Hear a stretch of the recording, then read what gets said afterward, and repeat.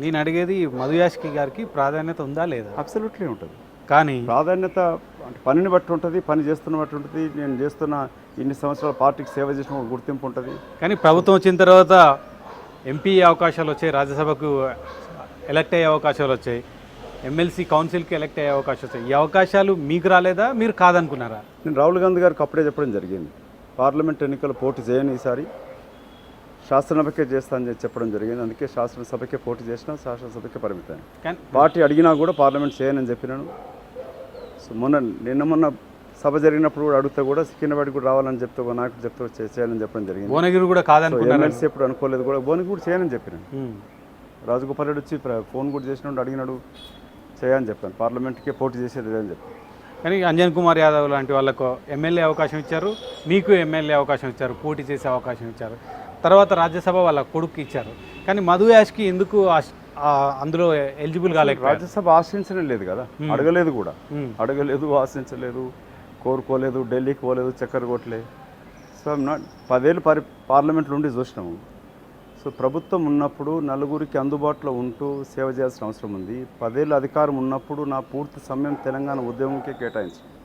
Congress party రాష్ట్ర కేంద్ర ప్రభుత్వాలను ఎదిరించి కూడా తెలంగాణ కొరకంటూ నాకంటూ నా పాత్ర మీకు తెలుసు. మీకు కూడా ఏ విధంగా ఒక చరిత్రాత్మక రోల్ పోషించడం జరిగింది తెలంగాణ బిల్లు పాస్ చేయించడంలో, ఉద్యమంలో కీలకంగా ఉంటుంది. కేసీఆర్ కన్నా కూడా ఎక్కువ పాత్ర నాది ఉంటుంది.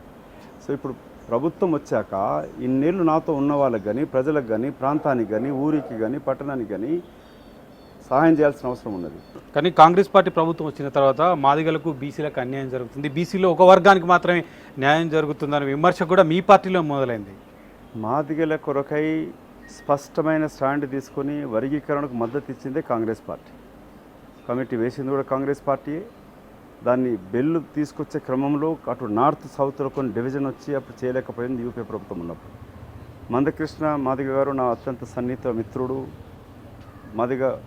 మాదిగ కులస్తుల యొక్క హక్కుల కొరకు పోరాటం చేస్తూ ఉన్నాడు. అలాగే విషాదరణ మహారాజు లాంటి వ్యక్తులు కూడా, ప్రొఫెసర్ విషాదరణ గారు కూడా మాదిగ కుల యొక్క సభ్యుల కొరకు పోరాటం చేస్తూ ఉండే ఎంతోమంది నాయకులు కూడా. సో మాదిగ కులస్తులకు వర్గీకరణకు కాంగ్రెస్ పార్టీ మద్దతు ఉంది. నేను తెలంగాణ రాష్ట్ర ఏర్పాటు కొరకు వచ్చినప్పుడు ఈ విషయాన్ని గౌరవ సోనియా గాంధీకి చెప్పడం జరిగింది. సమైక్య ఆంధ్రప్రదేశ్ రాష్ట్రంలో వర్గీకరణ కీలక ఇష్యూ ఉన్నది.